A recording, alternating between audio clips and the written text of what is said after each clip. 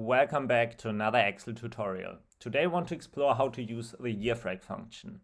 The YEARFRAC function in Excel calculates the fraction of the year represented by the number of whole days between two dates.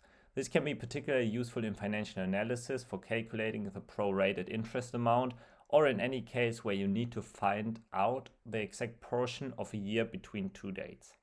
The YEARFRAC function belongs to the group of date and time functions within Excel and returns the fraction of the year represented by the number of whole days between two dates.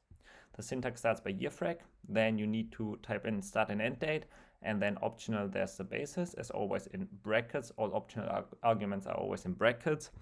And start and end date are the two dates, of course, and basis is optional and determines the day count basis to use. So as you can see inside our data, we have the order date and the shipping date, and we can use the YEARFRAC function to calculate the fraction of the year in between order date and shipping date. Okay, so we start as always with an equal sign, then we type in YEARFRAC,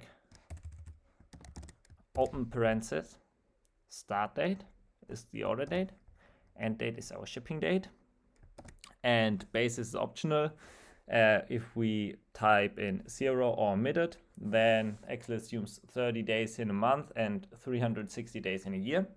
If we go with 1, the actual method, the actual number of days between start date and end date is used for this, as well as the actual number of days in the years between the dates. If we choose 2, the actual 360 method, there is the number of days between start date and end date used, but a 360-day year is assumed. Then if we go with 3, the actual 365 method, the actual number of days between start date and end date is used, but a 365-day year is assumed. And last but not least, we can use the European 360 method. It is similar to the US 30-30-60 method, but adjustments are made to the end date for month with 31 days. Okay, we won't choose anything, so we can go with 0, but we can also leave it empty. We close the parentheses again, and we hit enter. As you can see, we get back 1.0055 and so on. And this means that in between order date and shipping date lies a bit over a year. To be exactly, it's 1.0055 and so on years in between order date and shipping date. And if you have a look at it, it makes completely sense.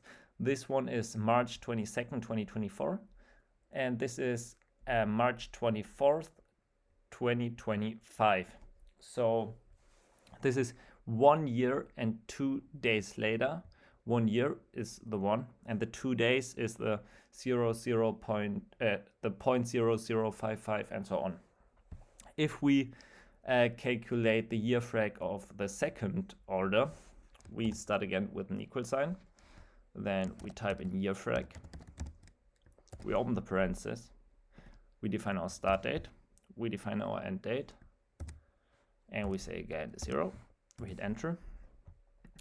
Now you can see we get to 0.42 because there's not a complete year in between those two dates. It's 5 months, and 5 divided by 12, it's also like 0.42. So yeah, seems to be correct. And for the third row, we only have 2 days in between. So it will be similar to the 0.00555 value, but I can show you. We start with a YEARFRAC, open parentheses, mark our start date, mark our end date, say 0. Yeah, and as here in between are also 2 days, we get to 0.0055556, and as in between this and this date is 1 year and 2 days, we get to 1 year and the rest. And if I change this to 2026, for example, you see that the first parameter will change to 2 because now there's 2 years in between. But I want to change it back to have again 1 year in between. Yeah, and this is basically how the YEARFRAC function works. I hope you liked this video. If you did like it, please give it a thumbs up and see you in the next video.